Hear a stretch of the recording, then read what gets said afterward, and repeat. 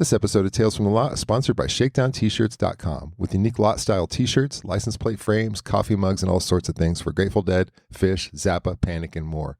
ShakedownT-shirts.com, where all U.S. orders over $35 ship free. And just for Tales from the Lot listeners, use the code LOT20 for 20% off of any order. That's LOT20. Hey, real quick, before we kick off this episode of Tales from the Lot, I've got some exciting news to share with you. I've been working on a project called Summer Tour The Game, inspired by our love of following our favorite bands around. It's a tabletop board game where you chase shows, collect ticket stubs, and relive the magic of live music, all from your own tabletop. I'm thrilled to announce that the Kickstarter campaign for Summer Tour The Game is launching on May 12th. If you're a fan of this podcast, then I think you're really going to enjoy this game. You can check out a short video and all the details at summertourthegame.com. So whether you're a seasoned road warrior or a tabletop gaming enthusiast or just looking for a new way to connect with friends, I invite you to check out the campaign and consider supporting it. Every pledge and share and word of encouragement makes a difference. I'd love it if you would help spread the word and make Summer Tour the Game a reality. Thank you, everyone, for listening and being a part of this journey. And now on with the episode. Tales from the Lot, episode 24. When is the next tour? My guest is Bob Ingersoll. He's here to talk Seeing the Dead in the 70s, 80s, 90s, and beyond. Nim Chimpsky and the Project Nim documentary, and much more. Here we go. Welcome to Tales from the Lot. This is Will. My guest this week is Deadhead, activist, and all-around awesome person. He's coming from San Francisco. It's Bob Ingersoll. Thank you so much for joining me today. Hey, thanks, Will. I appreciate the opportunity to be here and tell my stories from the lot. You're in San Francisco, but that's not where you're from originally, right? Where are you from, born and raised at? No, I'm actually from Boston, and my dad was in the military, so we did a lot of travel, international, as well as, we've lived in a bunch of states, Florida, North Carolina, New Jersey, Massachusetts a couple of times, and Oklahoma. And then when I turned 18, I got drafted. So I, instead of going into the Army, I joined the Air Force, and one thing led to another. And I when I got out of the military, I had met a girl from Oklahoma.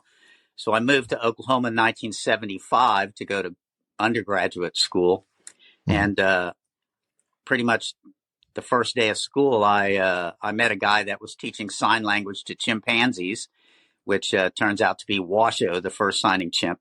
And so I was pretty enamored with that, as you know. And who couldn't be? I mean, this is a fantastic thing. I mean, to be able to communicate. It really turned out to be not something that I really knew where it was going. But as soon as I met him, first day of class, I walked up to him after class and I asked him, "Hey, can I work with you?" And at that point, he wasn't as internationally hugely famous like he turned, like he ended up a few years later. So he allowed me to meet the chimps. And a couple of days later, I met a couple of chimpanzees named Allie and Vanessa. And I wanted to be an orthopedic surgeon then, like everybody goes to college. They want to be a doctor or a lawyer, right? And I was 22 years old at the time.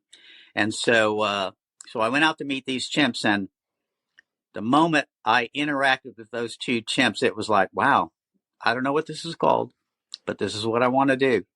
And I knew that chimps were my people in the weirdest kind of way. I wasn't really an animal person or any of that sort of thing. But there was something about those two chimps, and then, as it turns out, chimps in general, that I had some, I don't want to call it magic, but I understood them, they understood me, and we got along well. And although chimpanzees are not horribly, but they are very dangerous and nothing to mess around with. But for some reason, I knew how to handle chimps. And so for a couple of years, from 75 to 77, I worked with a bunch of different chimps. And then in September of 1977, I met Nim Chimpsky, who is a sign language chimp that's, pretty famous now. There's a movie and a bunch of books and stuff. Will's seen the movie, actually. Yes. And I became like the movie says one of Nim's or Nim's best friend.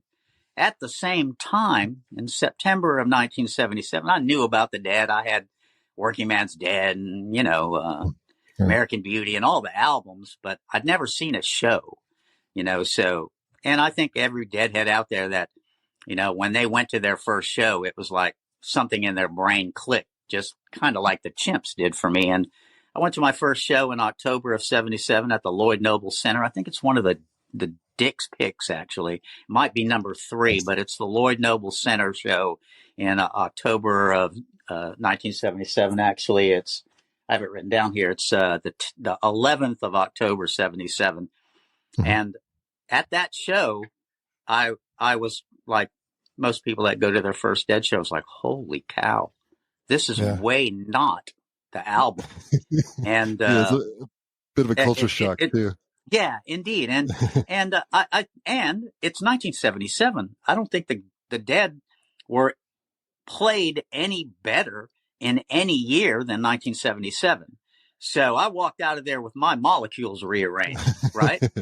Yeah. But at the same time, I was pretty focused on the work I was doing with the Chimps. And so from afar, I knew some Deadheads, but I met more, started trading tapes between 77 and 81 or so when I went to my second Dead show at the Zoo Amphitheater, and I think it was 81. Yeah, 81.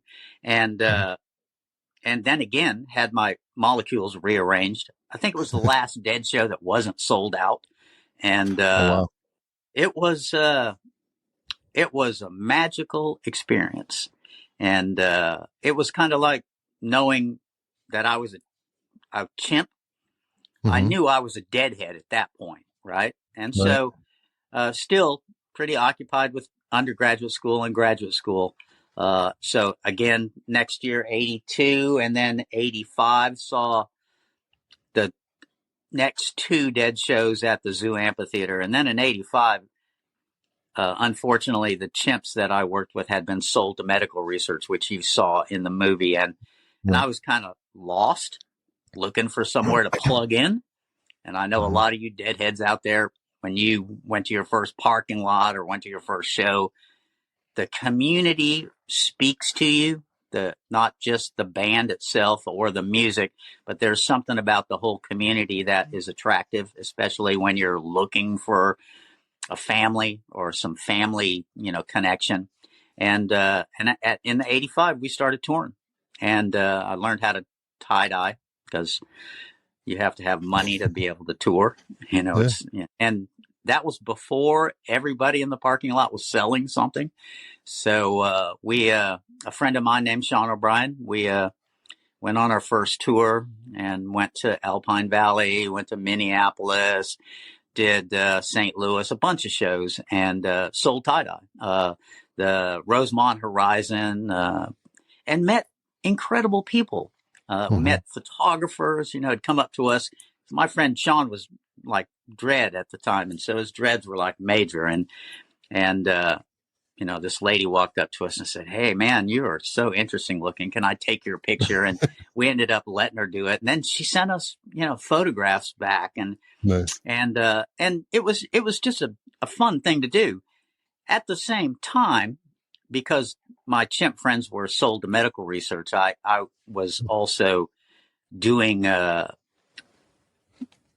newspaper articles and trying to get in magazines and on television and stuff to promote the plight of the signing. Because Nim Chimpsky is pretty famous. And so 60 Minutes and a bunch of people like, shows like that, national interest in his plight. And so when we went on tour, we also handed out information about the Chimps.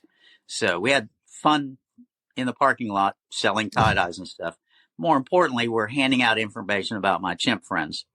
Right. So, and that went on until about 1988, when I met who would become my wife, Belle, who's sitting right here. And in 1988, we were doing a medieval medieval fair and selling tie-dye and handing out information about the Dead. And I mean, about the Chimps. And of course, we were talking about, by then we had been on tour. And so all of our friends were Deadheads and we were trading tapes and all of that. And, Right. Yeah.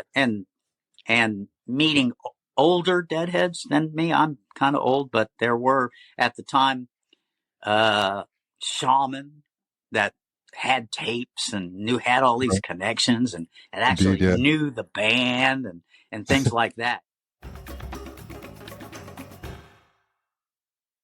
I did see the evolution at times. I saw Brent turn into Bruce Hornsby. Actually, Hornsby was, there might have been some, I don't know exactly what was going on, but Hornsby showed up a couple of times when Brent was still in the band before he died. And so I witnessed that transition. And although it was, I mean, of course, it's not Pigpen, because Right. literally the Grateful Dead, as I read historically now, I know all this stuff. It was his band. I mean, even Jerry thought it was Pigpen's band, and I get it. I've heard all those tapes. I hear the complete difference in the way the Dead are after Pig and before. When he was in the band, it was just a different band. Right. But the nucleus of what the Dead became when Jerry kind of, without taking over, took over. Because I really think that Bob Weir's, as like Jerry says, was an insanely great frontman. I mean, he did really well, and I don't think that, and I don't know if I'm pretty sure that Pig and Bob got along, but I don't think there could have been the Grateful Dead after Pigpen without someone who was as powerful as Pigpen in terms of being a front man. Right. And I got to say, I think Bob Weir is freaking amazing. I mean, I've seen over 150 shows, and I never walked out of there going, "Oh, that sucked. I never want to come back." No. I mean, there might have been some shows that were, shaky, but there was always one or two songs that were like, "Whoa, man, that Morning Dew was amazing," or whatever. Always. So for me, I get that, but I mean, it's going on now. People are like, "Oh no, I hate Dead and Company." I'm like, yeah, I've seen about 25 Dead and Company shows. I'm going to the Sphere, and I'm looking forward to it. I mean, and I see the differences. I appreciate those. I hear the tapes. I've got every one of the, Dave's picks, and I've got 3,000 hours of cassette tapes and all that. But really, it's the music, and the interpretation of the music, I think, is up to the musicians. I'm not a musician, you know what I mean? Right. And I want to give them that leeway. They're evolving and they're older. And so, I mean, I understand that sentiment that, screw them. I don't like, I mean, it's not something that a lot of my friends and I don't talk about. I mean, but my friends, we still go to the shows, and we still have a blast. I mean, we saw the Dead and Company shows at the Gorge here recently, and then here in San Francisco, 5 shows, I think, 5 or 6, and the energy was there. It was, well, you can watch the films and the clips on YouTube. That San Francisco show was amazing.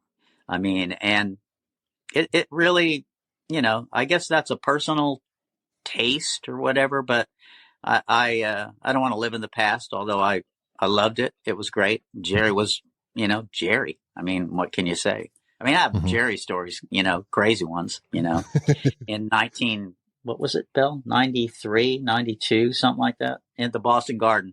We were slightly altered and happy. And after the show, I mean, we were blown away. And the show was so good, we were literally blown away. The Boston Garden empties out. It's just me and Belle, and we had moved over and sat down in some seats behind the stage to kind of, because we had to get back to my aunt and uncle's house, which meant going out and getting on a trolley to the green line to the red. I'm from Boston, so I know my way around. But we were like, whoa, man, that's going to be a hassle. And so we sat there, trying to bring our molecules back together. And then a sliding curtain opens up, And then Jerry walks out, and there's nobody in the place except Belle and I and Jerry. And both Belle and I were like, Jerry, like that. And he looks up and he smiles like from ear to ear and waves. He's got the briefcase too, so we're like tripping, you know. Well, literally and figuratively. And and so and he waves, doesn't say a word, smiles, carefully walks down the steps and goes out. And Belle and I just looked at each other and goes, wow, that was cool. That kind of stuff, you know, it's those kind of moments. And I know everybody that's on your show, at least, and more so than even some of the stories we have that are like that. They're like the moments that are part of your life that you reminisce back to, and it all kind of fits together. You know what I mean? So I do. Yeah. A lot of people talk about it as like that their life is this line, and then they go to a Grateful Dead show and suddenly it's going this way. Like there's that point, and everybody can mark that point where their life changed. You know, we all know when that happened, what song was playing, or whatever moment it was. Right. And then after you get home from tour, all you can think about is getting on the Grateful Dead hotline and when is the next tour? When does it start? When do we send in our mail order and all that? It was something to look forward to. You know, you come back to the grind, you do what you got to do. You know, I mean, and I hear this from, I'm into Billy Strings right now. And so and the Billy Strings scene is very reminiscent of the Grateful Dead scene in terms of the energy and the love of the scene and the music and all that from the fans, the young fans, and people like us. We pick up on the similarities between what's going on with Billy and what went on with the Dead, because it's very similar, because it's about the music, you know, and I think that Billy appreciates that. And we, you know, we loved touring and going to multiple, you know, our friends, our family and some of our friends would be like, dude, you've seen him like 85 times. I mean, why do you do that? And it's hard to explain to someone that has only been to one show or whatever, that no, it's different every night. And then the peripheral experiences around the show itself are different. And then, of course, after a few years, you know, people that you've met on tour that you can't wait to see again. And that has happened to us I still have friends that I met on tour that are still my friends, that aren't like in my regular circle of friends living in my town or anything. But definitely when there's nothing I've looked forward to more than the start of tour, like the anticipation for knowing that I'm about to go see 10 shows in a row or whatever, like that feeling at that time, nothing greater than that I've seen yet. I totally agree. And we would, we cherish that because every now and again you'd walk into a show and from beginning to end it would be like, oh my God, you know. And I mean, some of those Alpine Valley shows in the mid 80s, 84, 5, 6, 7, 8, 89. I went to all of those and got magnificent seats. I was on the third row once. Back in the day, you could bring your actual camera into a show. And I had a bunch of nice camera equipment. I was a little older, you know, so I had a nice Canon camera with big lenses and stuff. So I on the third row, I'm like, you can see Jerry like looking at you, his eyebrows moving and shit, you know. It was I mean, it was like the audience was part of the band and the band say this. And so I'm sitting there blissing and I pulled up, I had a big lens and I put it on my camera and pulled it up and Jerry looked at me and in the middle of the song, he shakes his head no. And so I'm like, oh, I've disappointed Jerry, damn it. And so I took the camera down. I took the big lens off because you could take it off and put the smaller lens on, you know, quickly. And then I lifted it back up with the small lens and Jerry goes like this. And then he poses, you know, he's like, and it's those kind of moments. And I know you probably heard a million stories like that, but it was that the camaraderie between the audience and the band, the understanding of the nuances of what's going on stage. And I don't know. I say it in the film, actually. It was, except for Nim, the best times of our lives were at dead shows and in the parking lot and like at the laundromat in Akron, Ohio, right? Because during that Akron show, at the Rubber Bowl, during that tour, it rained a lot and our clothes were, oh God, it was a mess. And my friend Sean and I were camping, right? So we went to a laundromat like on the day off in Akron and ran into a couple of like 3 old ladies that were in doing their laundry, right? And we looked like deadheads, right? Long hair, dread, crazy clothes, Guatemala pants, all that stuff, right? Skateboards. And these ladies were like, nicely. They were very polite and really nice. They're like, what do you got? Why are you here? And told them all about the Dead and the Rubber Bowl where the Dead were playing. These ladies were like, oh, let us help you do your laundry, and it was like we met old ladies in Akron that had nothing to do with the Dead that got some pleasure from seeing us having a good time out like in America. You know what I mean? We're from Oklahoma. I mean, that's where home bases were at the time. And it was the pure joy of that kind of interaction, and it didn't have to be other deadheads or anything, but just nice people, and when you're nice to people, they're nice back to you, so it was, those were good times. Although that wasn't a really great show. That was the Tom Petty opens and Dylan is, in Tom Petty's band or whatever. And, I don't know. I just personally back in those days, I was way more into just the Dead and didn't need to have an opening band or any of that. And some of those, we went to shows like the Rainforest Benefit in New York City, but I just, myself personally, I just prefer straight up 2 or 3 set Dead show, like a New Year's show or whatever. But those were anomalies, those shows with Tom Petty and all that. Plus, I didn't see a lot of those, but I did see one where Sting was the opener. And that was, his band was really good. I'm a Vinnie Colaiuta drummer fan. And did you see the one in Vegas? No. Which one? That tour? Show with the Dead. No, I saw him like Buckeye Lake and Soldier Field.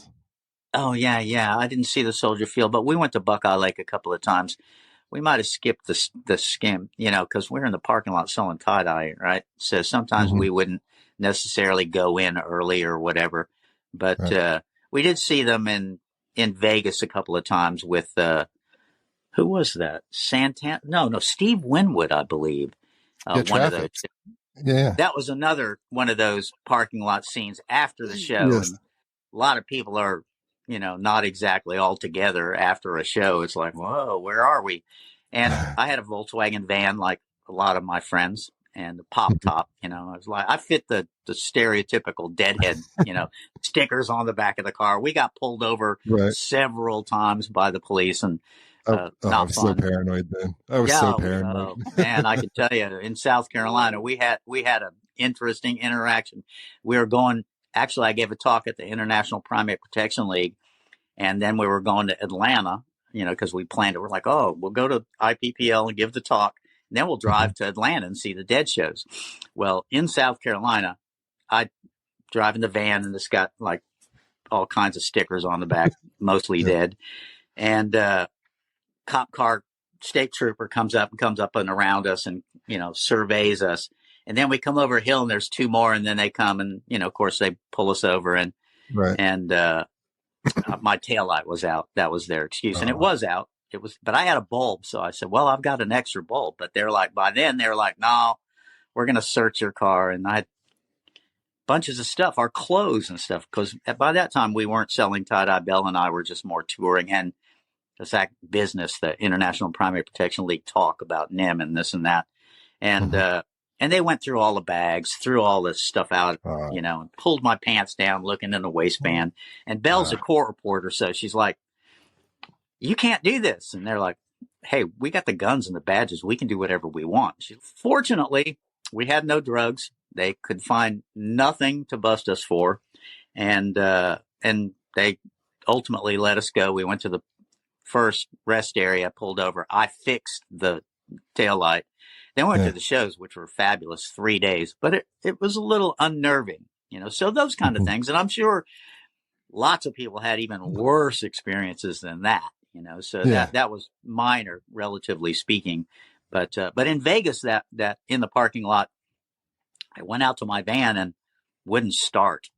And I knew what was wrong. The coil was messing up. And so I couldn't really think. We had like 5 people with us, and I had we sold bumper stickers and a bunch of other things like that. So I had all the people in the van get in the driveway to the Silver Bowl, people going out.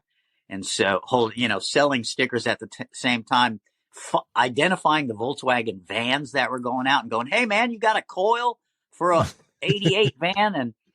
And lo and behold, I mean, I knew this would happen because I've been on tour for 8 or 9 years by then. I knew there were some resourceful deadheads out there that were driving really old buses and stuff. And this one dude pulls over and goes, "Yeah, man, I got like 8 of them." And so we went through that. And it was so cool because he stopped, pulled over, helped me install it. And it was a 2-prong instead of a 3-prong coil. But the third prong was just the ground. And so we just plugged up the hot and the cold to the coil, and it worked. And so I'm like, "Hey man, how much?" Cause they're usually like $60-$80, right? He said, "Nah, catch me some other time." And it was that's the kind of thing that drew us to keep on coming back, because we met so many great people in Minneapolis. We met a couple of people that we hadn't had a shower in like 4 days. And it was like 10 in the morning, and they're like, "Hey, you guys, we live right around the corner. You want to come to our house and take a shower?" And we're like, "Really?" We went to these people's houses and took a shower. We've stayed at Daryl and Rose. We met these people in Alpine actually, and a couple of years later we ran into them, and we were in Washington D.C. and they invited us to stay at their house for the couple of shows, and they were like serious deadheads like we were. It were those kind of events that really kept us going.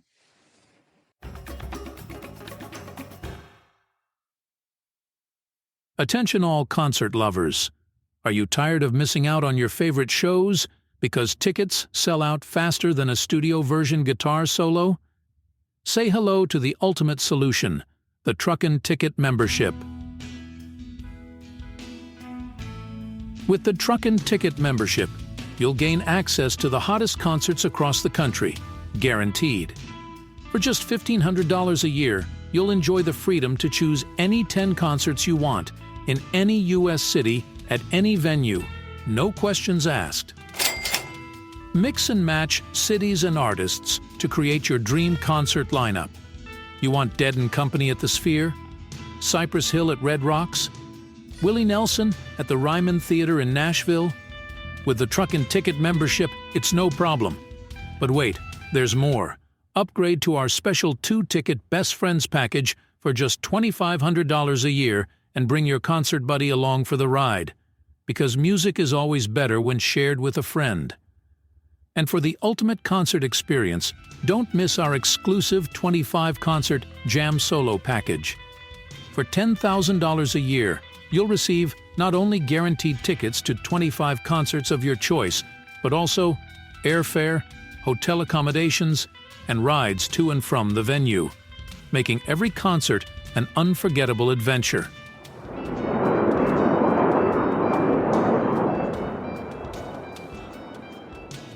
So why settle for faux mo when you can be in the front row at every show? Join the Truckin' Ticket membership today and elevate your concert-going experience this year.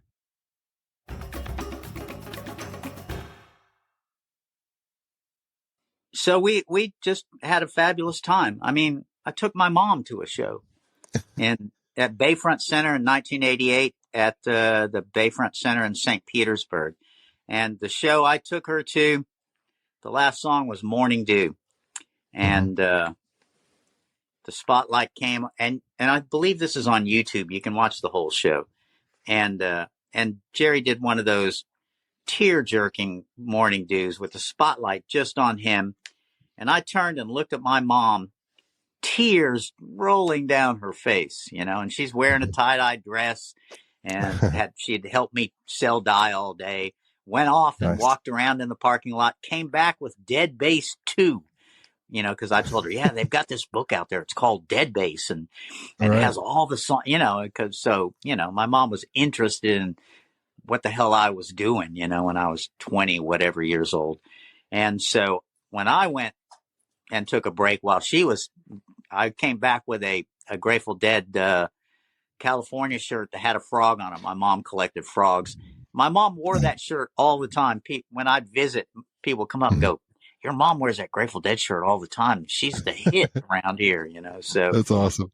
Yeah. It's that kind of thing that you can, I took cousins and friends, that had never experienced it. One of my cousins were at the show at the Boston Garden, and she's like, first of all, they hadn't even turned the lights out, and people are like reefing up, and the whole place was smoke filled. And she's like, the governor's here. What is going on? There's the governor of Massachusetts at the time was a Deadhead, and so the Kennedys are all Deadheads. And so I'm like, yeah, it's kind of a different world. My cousin's name is Marty, and we had fabulous seats. And she has those ticket stubs framed in her house on a Boston Garden poster, and next to where it says, all the things that go on at the garden, they have the Grateful Dead on that poster. And so she has her tickets attached right to the Grateful Dead.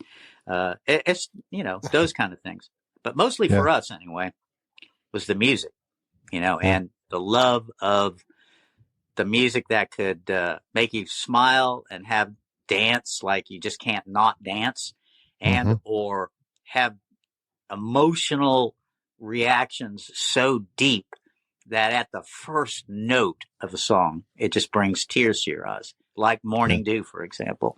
Right. Stella Blue for me.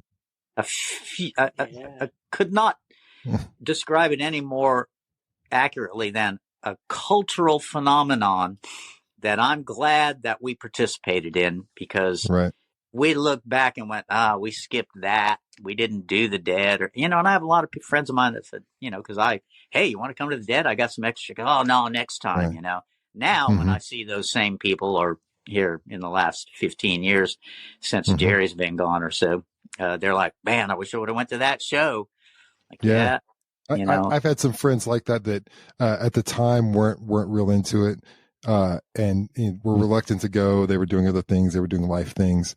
And then just have recently come back and said, oh, we should have went with you, because we've recently discovered just how good this music is. Right. And now everybody's like, it's like on television shows, and everybody, talking about how everybody was a Deadhead, and all this, so yeah, it's something that I'm really glad that we didn't miss out on. We had a great time. Like this shirt, for example, is a shirt that a friend of ours in Oklahoma did. Her name was Ann, and this is a Bonner Springs. What's the Sand Springs in Kansas, June 24th and 25th, 1991.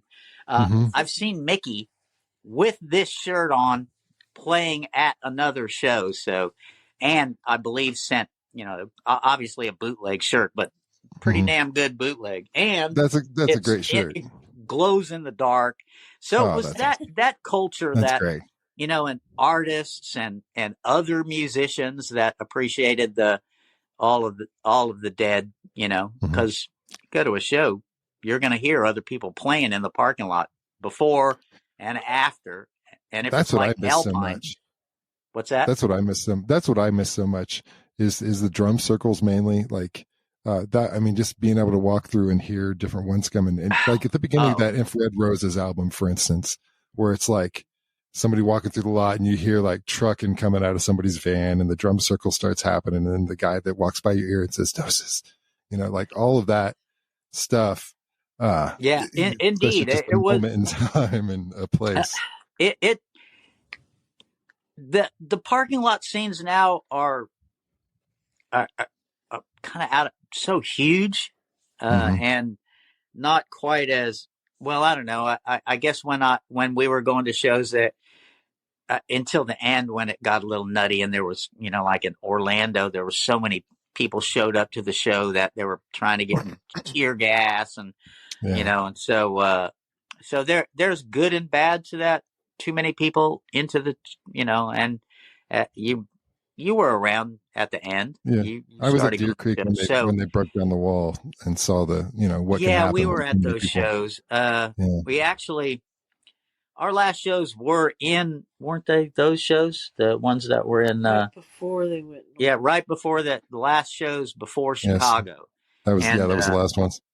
friends of ours had extra tickets to Chicago, and we could have gone, but there was some foreboding or something in the air, and we weren't feeling it, and Jerry looked terrible.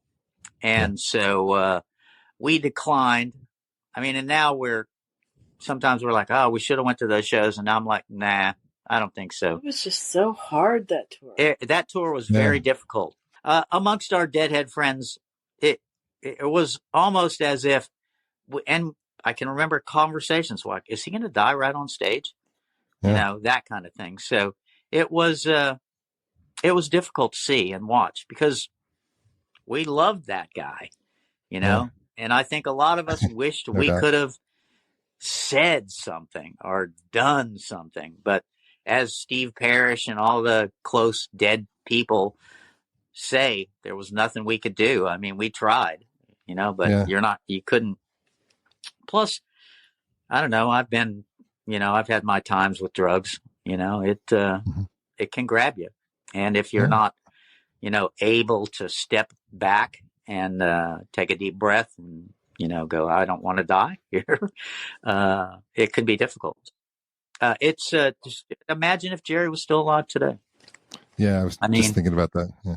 Well, yeah, but I mean, it is what it is, and the history of it all is what it is now. And I'm just glad we participated and had so much damn fun, because that was, Jerry said it. I'm out here to have a good time, and fun is the name of the game. And he certainly did give us an opportunity to have a lot of fun. And I'm most grateful to him, the band, all the ticket people, that we sent our envelopes to get our tickets, the roadies, all those. I actually, a few years ago, Bonham's, an auction house here in town, did Ramrod's estate sale and sold one of Jerry's Travis Bean guitars that sold for like $400,000 and a bunch of other stuff.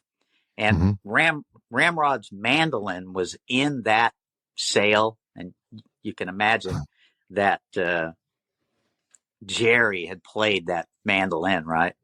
And the estimate was pretty low, and at the time, my wife has a good job, and we have ample amount of money, and so we're sitting there, and she goes, "Go ahead, bid." So I'm bidding on Ramrod's mandolin. Just bidding is cool, because we're in a room full of people that are bidding for $200,000 items and stuff, and I got to like $850, and the guy goes, hits the hammer, and I win. I'm like, whoa, holy cow. Wow. So we have Ramrod's mandolin and wow. And of course, hundreds of posters and as you probably know, I owned a Grateful Dead store during that time that Two Guys Tie-Dyes turned into a store called Jungle Gems. And we sold Grateful Dead merchandise stuff and was it officially licensed? Oh yeah. Yeah. We dealt with the band. Nice. So we got all the band related stuff, posters and this and that, shirts and all that Liquid Blue stuff. By that time, Liquid Blue, by the early 90s, they had pretty much, we met those Liquid Blue guys in like 85 or 86 at the Rosemont Horizon when they were first starting. And I traded something to them for there's a Rainforest Action Network, Panther, tie-dye that they had, one of their first shirts. I still have it actually. And that evolved because their stuff is quality. It evolved iconic. Yeah. Yeah, really. And so we we sold all that stuff. We didn't sell drug imagery, no pot leaves or any of that stuff, no pipes. And it was like a dead show, a dead store with Guatemala stuff and African stuff, but none of that because, behind the scenes, as you've seen the film, so you know what we were all about. Right. We also sponsored the David Gann's Grateful Dead Hour for 3 or 4 years. So we kind of indoctrinated Oklahomans into the Grateful Dead.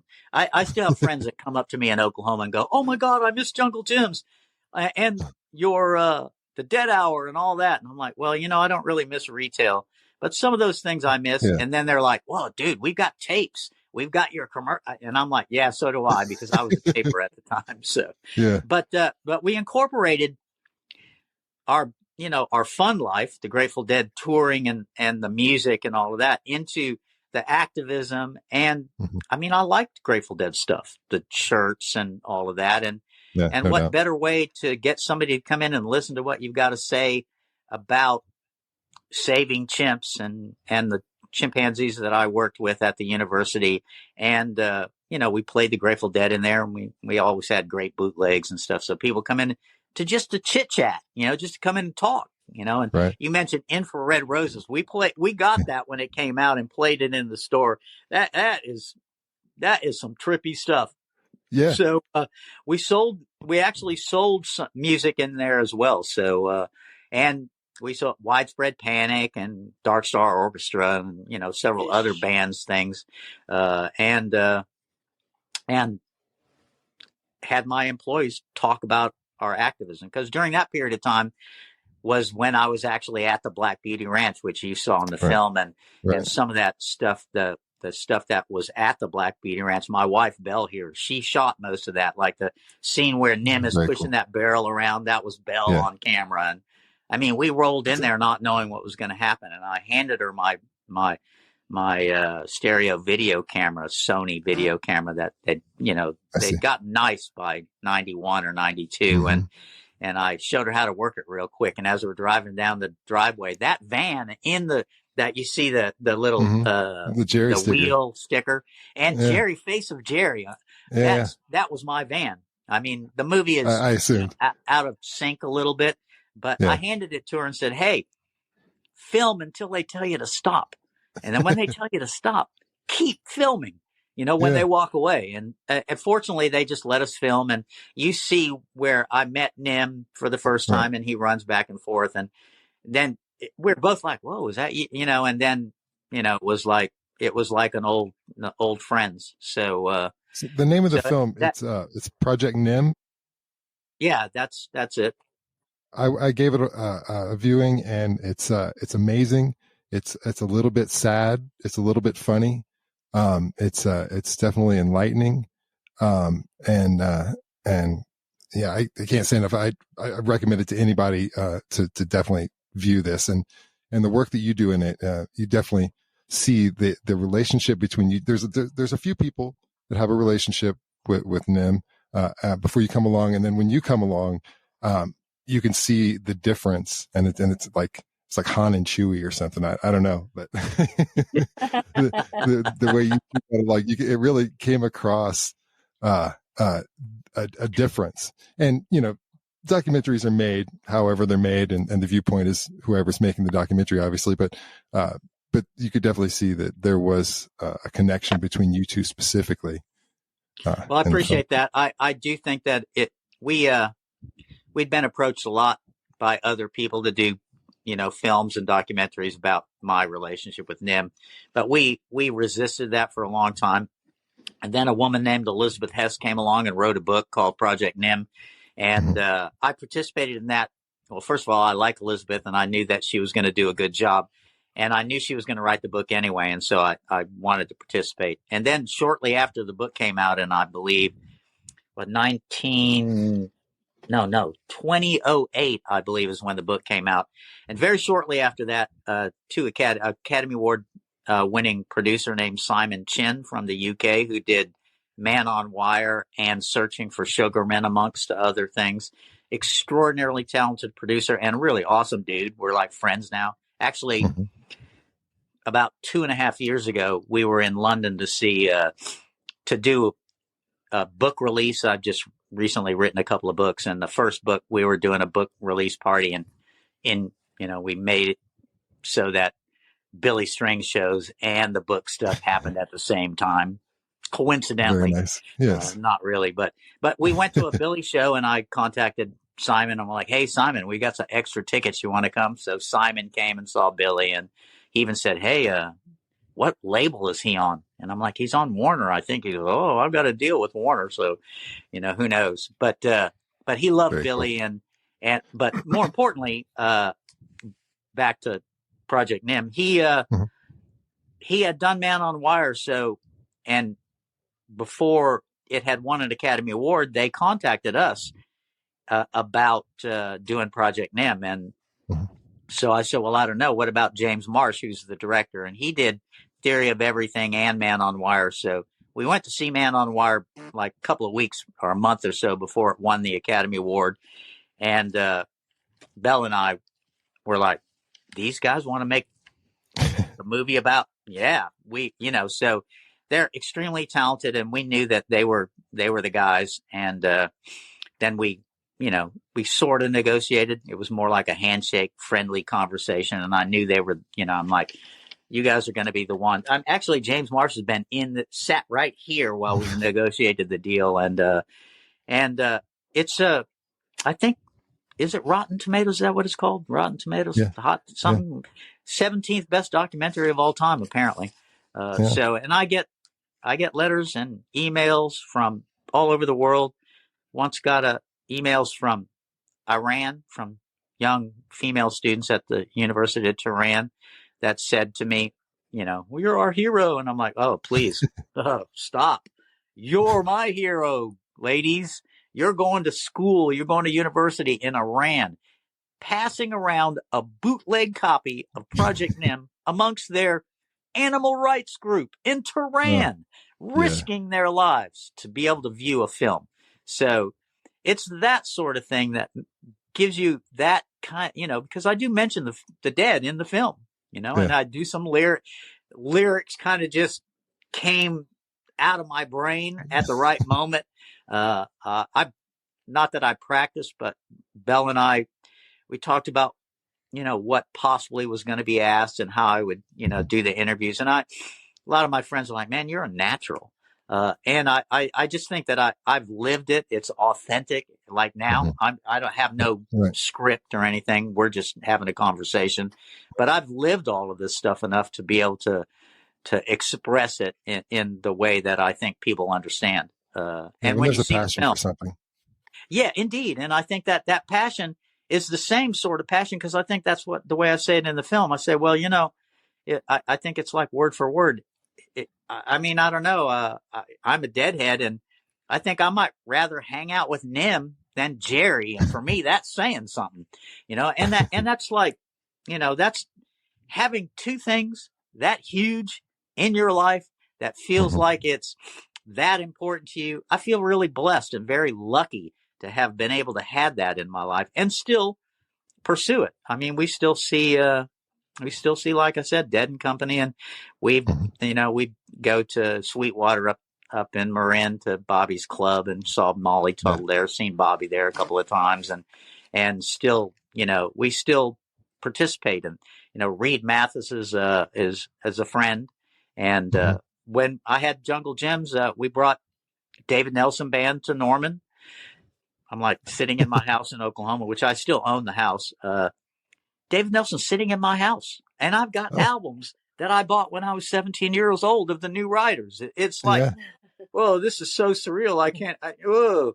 So much so that I forgot to get him to sign the albums, but it was one of those things that even Nelson and Barry Celeste and the band, they understood my trip.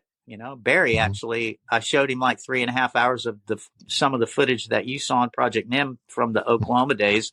I showed all that to him. So it's something that you can see the passion when in what's more like love, actually, to be honest with you. And when you see love on film like that, it's not it's not hard to recognize. And I think that, Right. like I said, those students in Tehran and many hundreds of people that have written to me over the years, asking me, how do I get to be you? And I'm like, well, you have to find something you love and pursue it, Right. and don't take no for an answer, and do the best you can to keep your chin up even when things are down, because believe me, there were a lot of not so fun times. I mean, I wasn't always a movie star, you know what I mean? Uh, so, I had to do some things that were not pleasant. I mean, I handed out flyers on our campus one time and got thrown down by the cops and my flyers taken away and that sort of thing. But that doesn't happen now. Now they invite me to give talks and show the film at the art museum and this and that. But it's that persistence, because I think you're willing to do a little bit more than you would normally when you know you're doing the right thing and pursuing positive and goals that are pure. And that's the other thing about the Grateful Dead. That's pure. And I think at the root, of course, there are all kinds of terrible stories about getting busted and this and that. But at the root of it all is love and understanding and music and getting along and all the things that you can't really put your finger on, but you can feel it. You feel it at the show. When free hugs, for example, I mean, what better way to express, that sentiment than when you see a sign. I remember the first time I saw one of those signs, free hugs. I'm like, whoa, dude, that is perfect. So it's that community that I respond to, and I hope that other people will, even if you don't necessarily think that Dead and Company's as good as the Dead or the Jerry Band or whatever, that there's at the root of all that is the Grateful Dead. And I hope I have as good a time at the Sphere as I've ever had at any show. I had at the Giants, the baseball field this year for Dead and Company, the final tour or whatever, and up in at the Gorge. It feels the same. It's different, but it's the same. Same family. I can't. New cousins, but same family. Yeah, indeed. And you know what? You see all these young kids that say things like, "Whoa, what was it like to see Jerry?" And it's was better. Yeah, it was better. How could you say it was better when I just said it was better?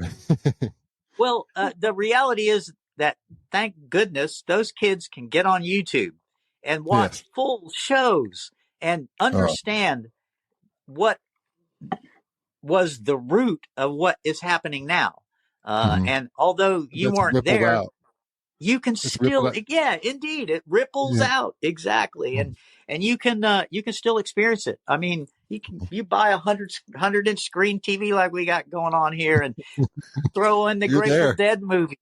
I mean, it's a wonderful time to be a Deadhead, to be perfectly honest with you. David Lemieux is absolutely phenomenal. I have all of those discs. It's a thriving community and it's evolved. I mean, unfortunately, we've lost a few along the way, and that's just the way families are. That happens. It's an encapsulation of life itself. And I love seeing Bobby still carrying on and doing as many shows as he does. He could have retired years ago. I mean, he does a lot of shows. He really does. I mean, and he inspired, like I said, I'm into Billy Strings. I see the inspiration that Billy gets from Bobby and the ultra respect that Billy pays. Bobby went to Billy's wedding a couple of months ago and played at the wedding, and Billy talks about that in an interview, like with ultra reverence, so, and for the kid, Billy is a kid, 30 something years old, to be able to play with his heroes, it's a cool thing. And I feel lucky to have lived during this period of time where Jerry and Bob Dylan and all the band, Frank Zappa, and all the bands that I got to see, Muddy Waters, all that stuff, the background for all of this. I mean, Belle and I have been lucky. We go to as many shows as we can, and we mix it up. I mean, we went to see Madonna here Yeah. a couple of years ago. We went to the Taylor Swift shows in Los Angeles. We didn't pay a lot of money, but Okay, because good. we got in the lottery. But I tell you, those kids that go to that show, they might not be Mhm. deadheads, but they've got that same kind of passion for Taylor and Taylor's music and Taylor's message that Mhm. we kind of have. And so, even though I'm not, I couldn't name one Taylor song. I'm glad I went, and it's a Respect. different cultural experience, but it Yes. is indeed something that those young kids can reach out to and find a space, that they can identify with. And I well, it's different, but you know what? It's not a competition. Music's not a All right. competition. It's about what you like.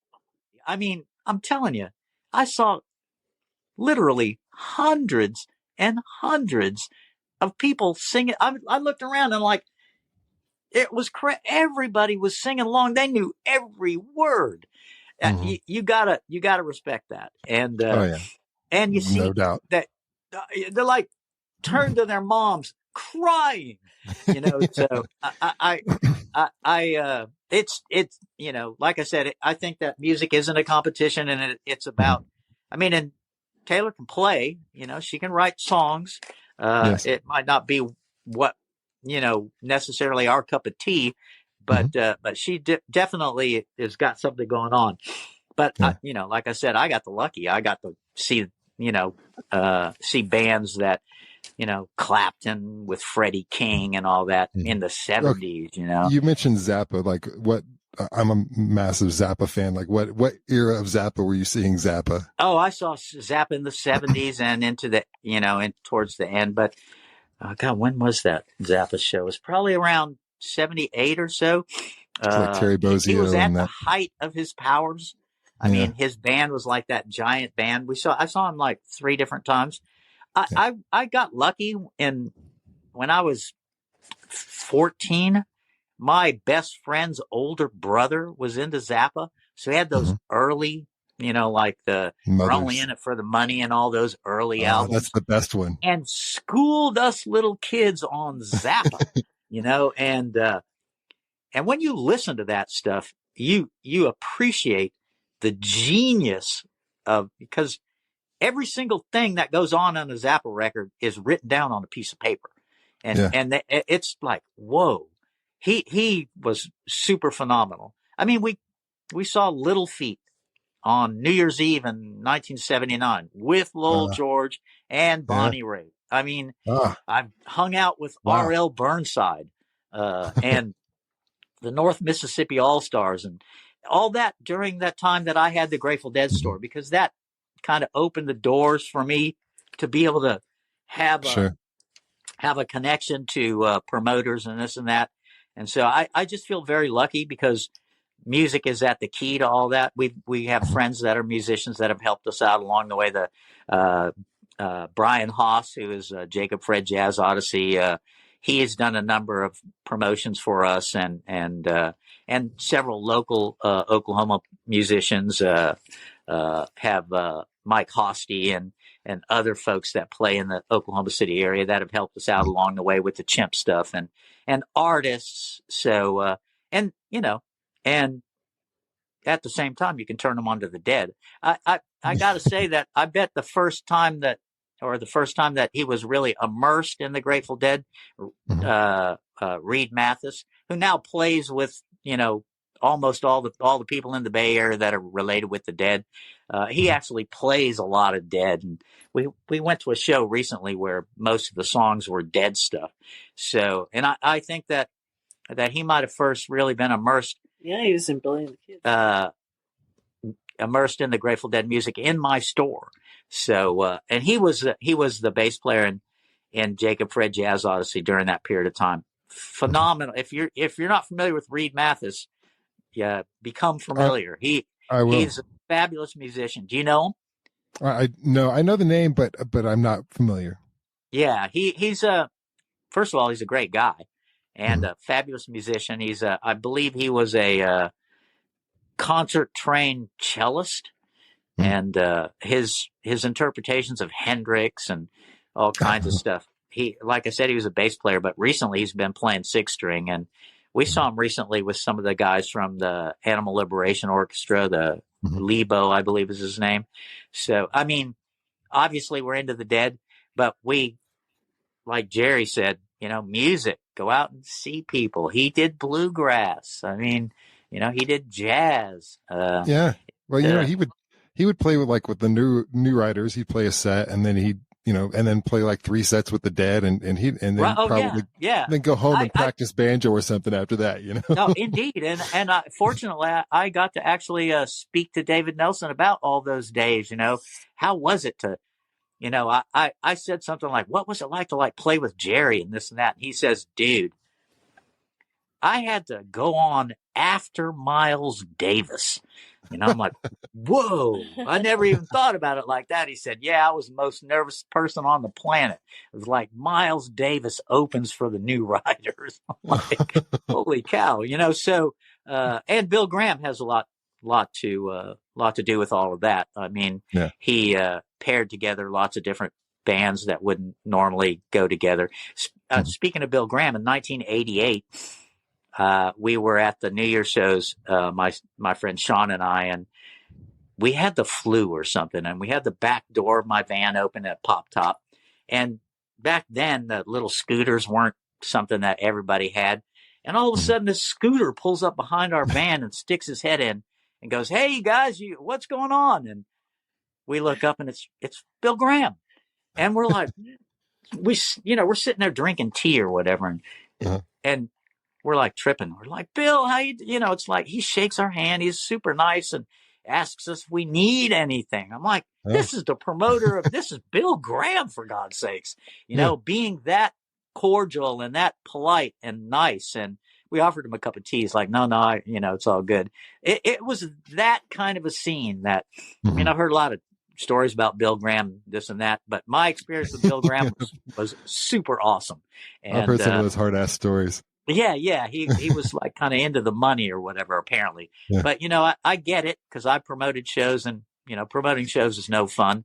But fortunately for me, we made money, and then all the profits we gave back to the bands. We, like I said, we did New Riders, and we did, not New Riders, David Nelson Band. And we did Guitar Shorty once or twice, and the Swag, which is a band based in Missouri that's like a Dead cover band.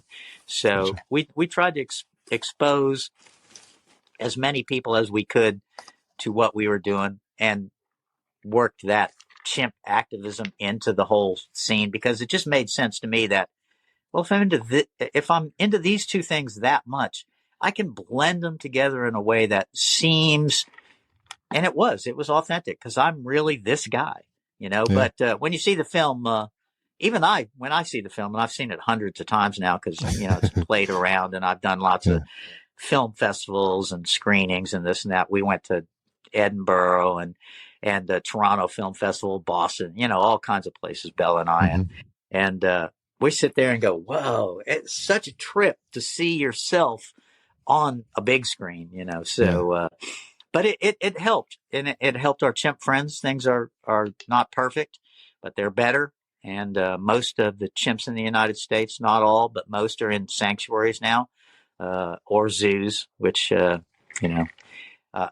not a big fan of zoos, but it is what it is, and they get treated with respect, and they're not used as pincushions in medical labs anymore, and that's not been going on for quite some time.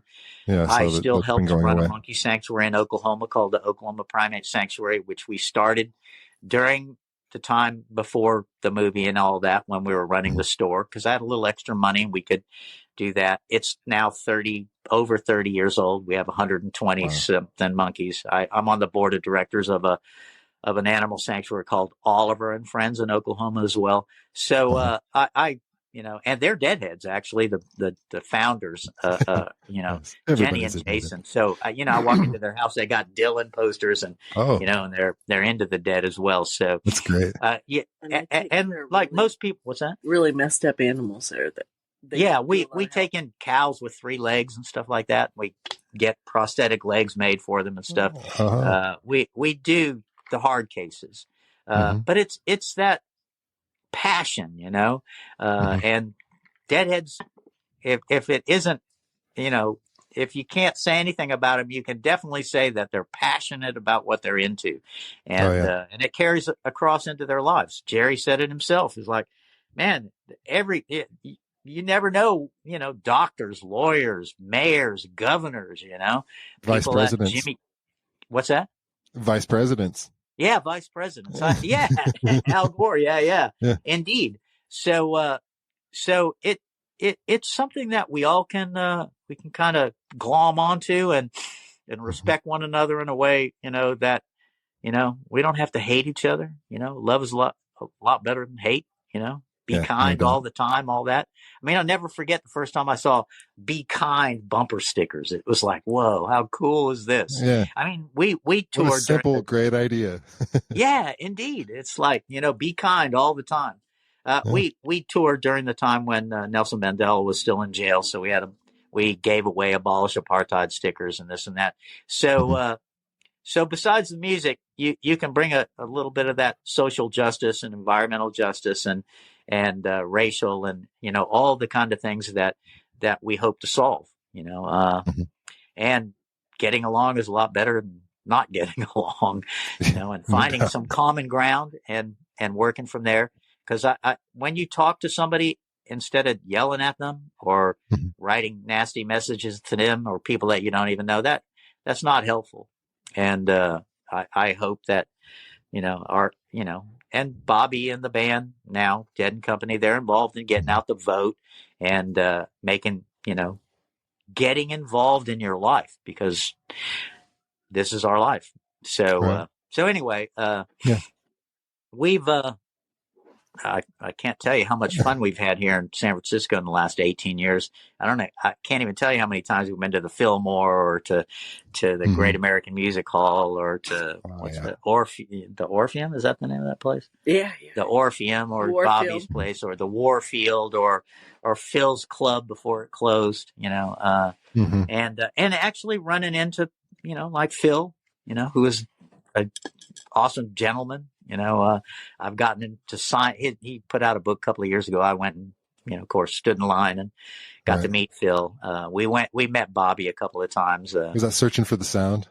Yeah. Oh yeah. Yeah. That's exactly right. I love that book. That was one of all the Dead books. That one and Mickey Hart's book were like my favorites.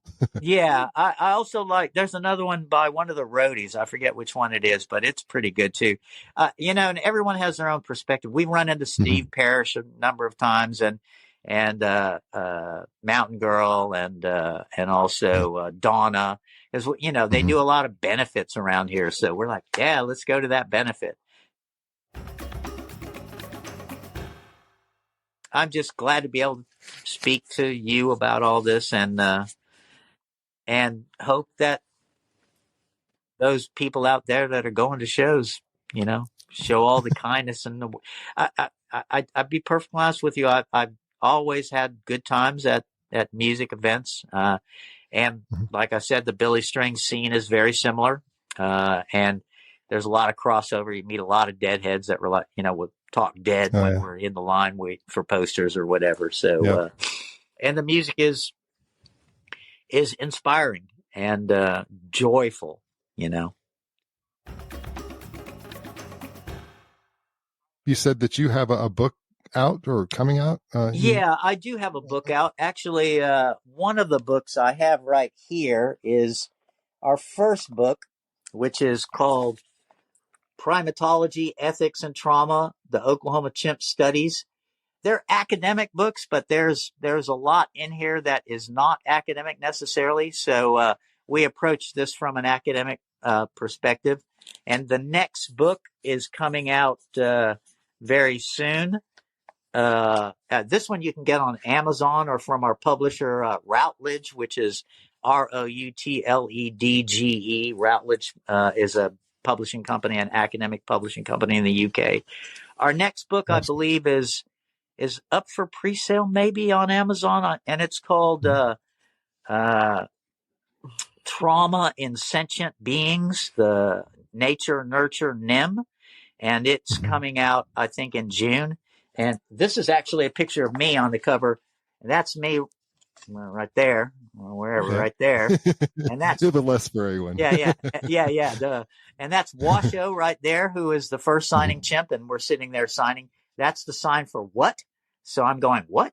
And she's about to sign, what she wants, which I might have something under my foot or whatever. And the next book has a picture of me being groomed. The next book has a color picture on the cover, and it's got a picture of Nim and I, and he had accidentally scratched me I believe right here on the side of my face, and as soon as he did it, and so the picture is him about to groom my face to make sure I'm okay. It's really, you've seen the film, so you know that there's some remarkable footage in that film. And even if you're not into any of this stuff, if you just see the 10 or 15 minutes of footage in the film that's Nim and I interacting, you'll have a different opinion about the relationship that you can have with another animal, and maybe even change your mind about, how animals, interact with the world.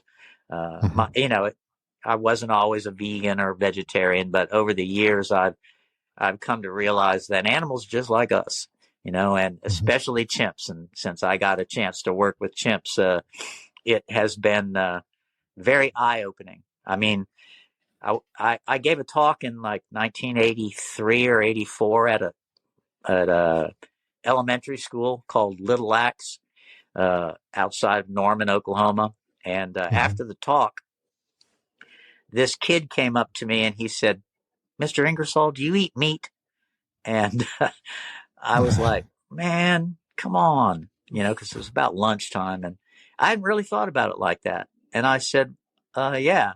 And he said, "Well, how do you expect me to believe anything you say about chimps if you don't care about cows and pigs and goats?" And at that moment, I realized, well, if I'm going to be this guy that's going to, talk about animals and protecting animals and being kind to animals, I can't eat the other animals, and I didn't have anything for this kid, so I said, "What do your parents do?" And his dad was a doctor, his mom was a college professor or something. But it was like that kid was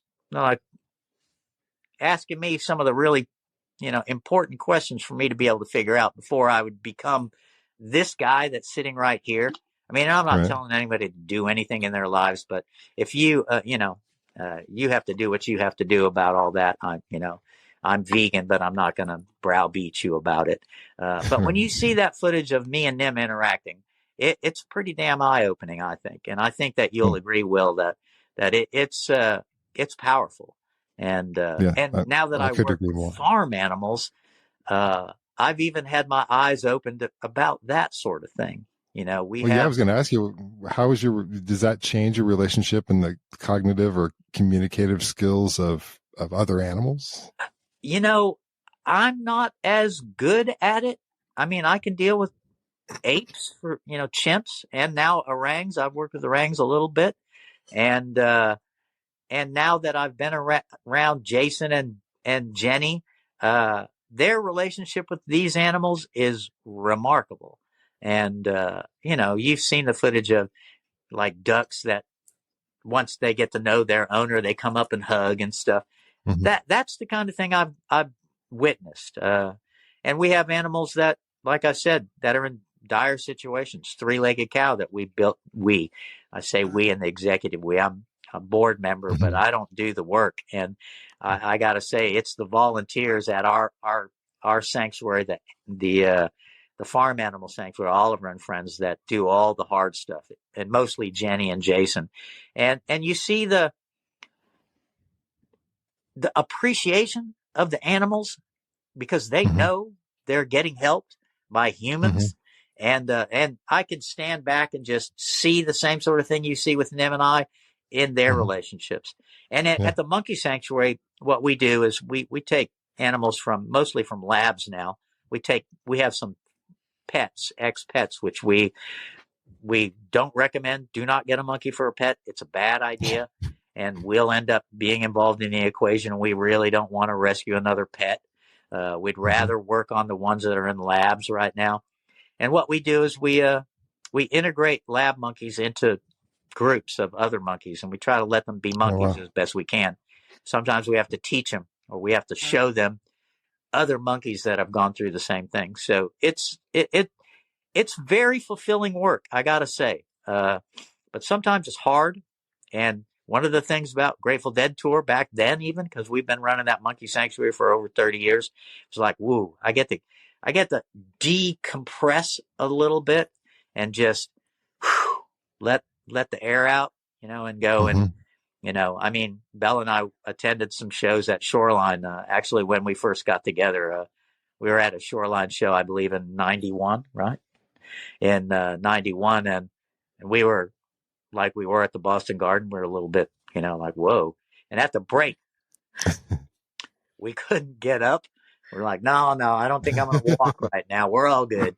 And I'm kind of, I don't sound like it, but I'm kind of shy when it comes to, like, I liked Belle, but I wasn't able to figure out how to say that to her, because I thought she was out of my league. And so during that break, I turned to her and I don't know, it just popped out. I'm like, I want to kiss you. And she looked at me like, what?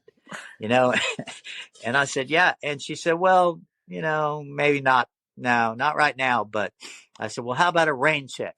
And a couple of days later, we went to Yosemite and that, and then we camped there, and I looked down the camper vans, and you've probably been in one. There's a bed up on the top and a bed on the bottom.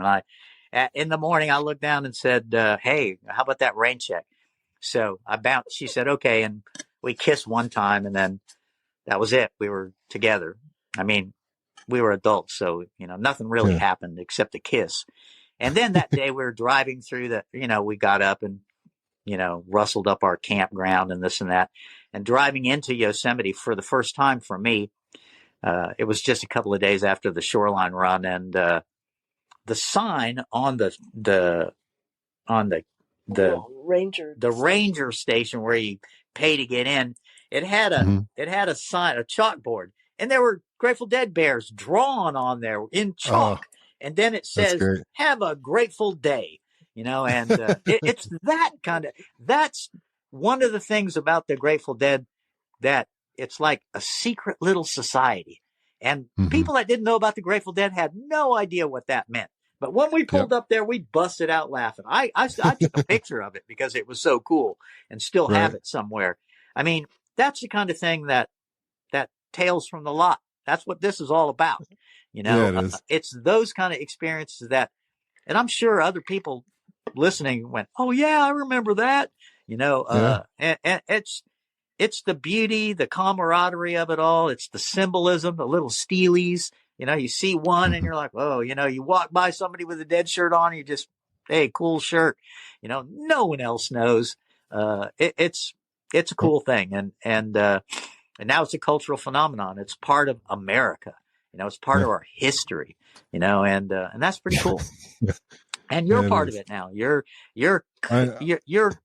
archiving in the canon and stories that would otherwise be lost, and giving those folks like me an opportunity to tell their truths and their experiences and bring it all together. And like Belle said, in the canon of the Grateful Dead, that's pretty damn cool. That's how this started. I was trying to remember some stories, and I couldn't remember everything. So I thought, well, maybe I'll talk to some people and it'll jog my memory of the things that I did and saw. And on from there. It's a wonderful thing. We watched a couple of your shows. It's a really cool thing that you're doing, and I'm most grateful that I get to do this, and that others, have the same opportunity. So, I mean, if you've been reluctant to be on Will's show, jump in there. It's cool, and I'm sure a lot of people out there got even cooler stories than I do. But I'm just one person in this whole big. Millions of people now are, have been to Dead shows and have experiences. And I think it's important. So I'm most grateful for you allowing us to talk about the chimps and our work that we do now and how it's intertwined all the way historically back to the beginning. I mean, I can remember my first Dead albums back when I was like 16, 17 years old. I had New Riders albums actually first because I was a little bit more into that, the Byrds and that kind of thing. So the New Riders appealed to me in a way that I didn't understand the Grateful Dead because, Grateful Dead, what does that mean? But then I heard Working Man's a Dead, and actually the Skull and Roses album, and Bear's Choice is one of my favorites actually. That's a great one. So and I have all the albums and all the like I said, paraphernalia. I got hats and shirts, and posters, and all the stuff, all of that stuff. But it's a good thing, and I'm actually proud to say that I'm a Deadhead, and I Don't think regret a minute of it. like Bell said, we don't regret a minute of it. And it's a real honor to be on your show because I think you're doing a service for a lot of folks that have a lot to say that don't otherwise have a place to do it. So I appreciate that. Thank you. Yeah, absolutely. And thank you, Bob, for taking the time out of your day, and Belle for joining in. I really appreciate both of you joining in and telling your story. Absolutely. And, I'm on Facebook and Instagram and all that stuff. If you guys want to know more about our work with the animals, please feel free to contact me. I've even had like Scott Guberman, who plays with Phil. He wrote to me once and said, "Oh my God, I saw your movie. Holy cow." I've had people that wrote to me that are now on the board of directors of animal sanctuaries that wrote to me and went, "How do I get to do that?" And so I've helped them along the way. Turns out one of them was a Deadhead. And the first thing he wrote to me in the email was, "Hey, man, you make Deadheads look really good." And I laughed at that.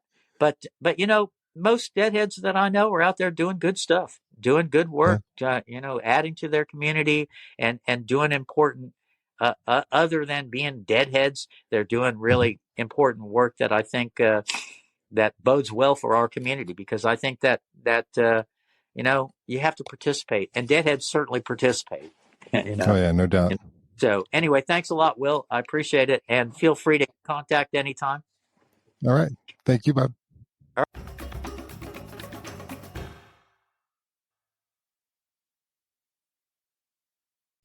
Hey now, do you have a great story about a Grateful Dead show you were at?